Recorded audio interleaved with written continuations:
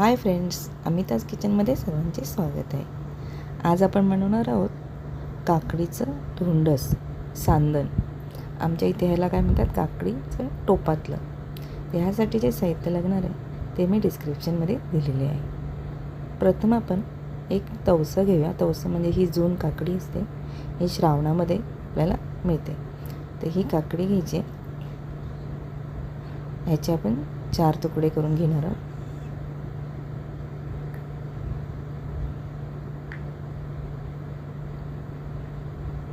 आणि ह्याच्या ज्या बिया आहेत, ह्या बिया आपल्याला काढून टाकायच्या.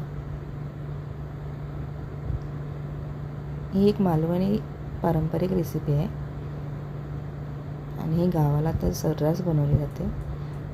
आज आपण आपल्या चॅनलवर एक रेसिपी बनवूया. आतापर्यंत माझं चॅनल सबस्क्राईब केलं नसेल तर प्लीज चॅनल सबस्क्राईब करा. आता आपण ह्या काकड्या किसून घेऊया. आपल्याला ह्याची साल घ्यायची नाही आहे, साल आपण टाकून देणार. अशा प्रकारे हा आपण काकडीचा किस करून घेतलेला आहे. आता मी इथे 1 वाटी ओलं खोबरं घेतलेलं आहे. ह्यामध्ये 1 छोटा चमचा हळद,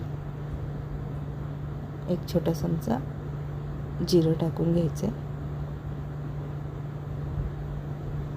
आणि हे आपण मिक्सरला बारीक वाटून घ्यायचं आहे.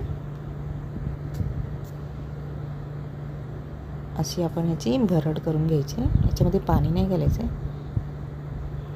आता इथे 2 वाट्या काकडीचा किस तयार झालेला आहे. ह्यामध्ये मी 1 वाटी गूळ टाकणार आहे.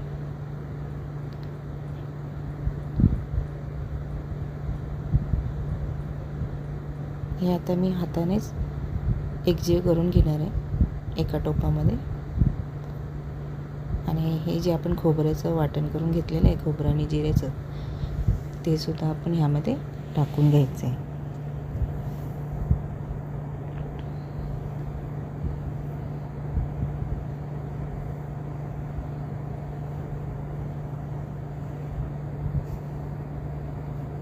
आता आपण गॅसवर ही 5 ते 10 मिनटं शिजवून घेणार आहोत.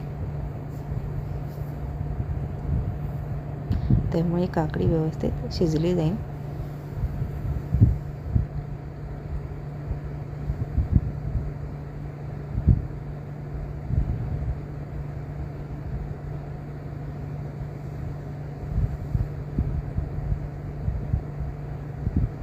हे आता आपण थोडं थंड व्हायला ठेवून देऊया. आता एक मोठी कढई घ्यायची आहे. त्यामध्ये 2 ते 3 चमचे मी तूप टाकून घेतलेलं आहे.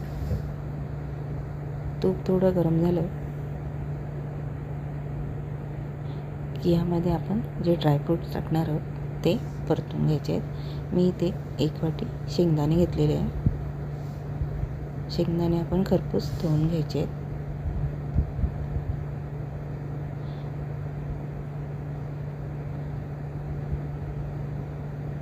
यामध्ये तुम्ही खोबऱ्याचे तुकडेसुद्धा टाकू शकता, सुक्या खोबऱ्याचे काप करून, ते पण छान लागतात. आता आपले शेंगदाणे काढून घेऊया, परतून झाले.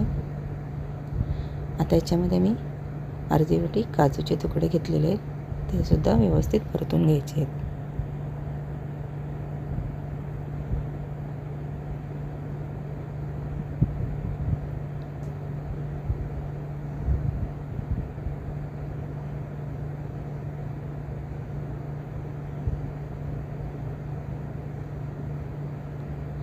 अशा प्रकारे आपले शेंगदाणे आणि काजू भाजून घेतलेले आहेत. याच कढईमध्ये आपण 1 वाटी जाड रवा घ्यायचा आहे आणि तो परतून घ्यायचा आहे. इथे तुम्ही तांदळाचा रवासुद्धा घेऊ शकता. हा रवा व्यवस्थित खरपूस भाजून घ्यायचा आहे मध्यम आचेवर. आता ह्यामध्ये मी 2 वाटी गरम पाणी टाकलेलं आहे.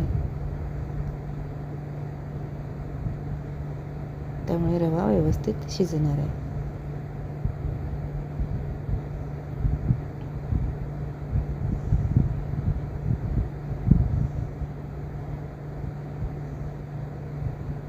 गॅस मध्यमच ठेवायचा आहे.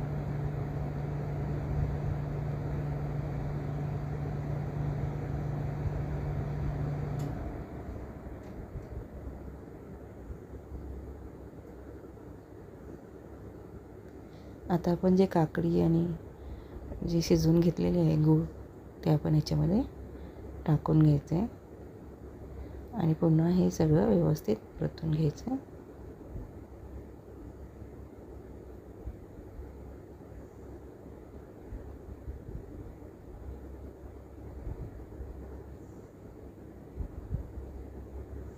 हे धोंडच खायला खूप छान लागतं आणि जेव्हा आपण हे घरी बनवतो तेव्हा घरभराचा एक मस्त काकडी आणि गुळाचा खूप छान असा सुगंध पसरतो.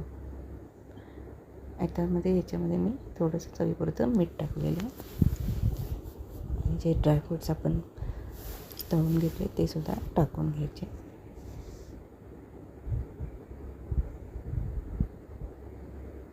यामध्ये 1 चमचा वेलची पावडर टाकून घ्यायची. याच्यामुळे आपल्या धोंडसला खूप छान सुवास येणार आहे.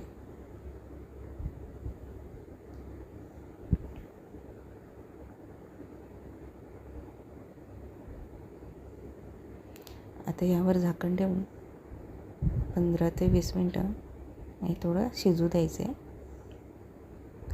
आता आपण हे एका टोपामध्ये मिश्रण काढून घ्यायचे. या टोपामध्ये थोडंसं तूप लावून घेऊया.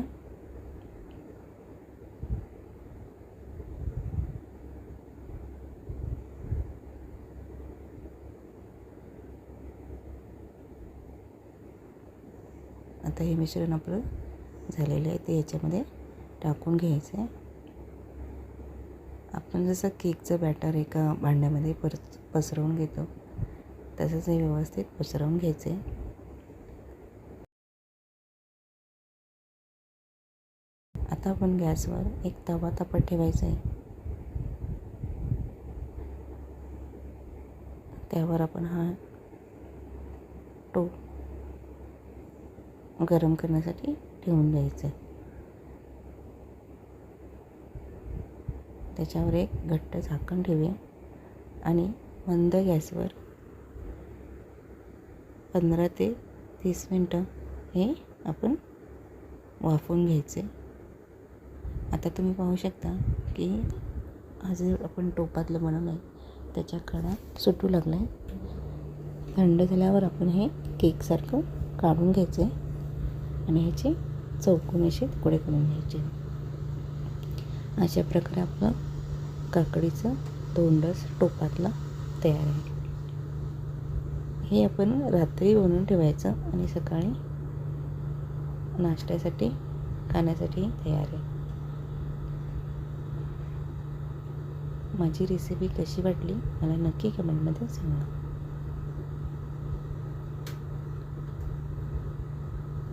आणि आतापर्यंत चॅनल सबस्क्राईब केला नसेल तर चॅनल सबस्क्राईब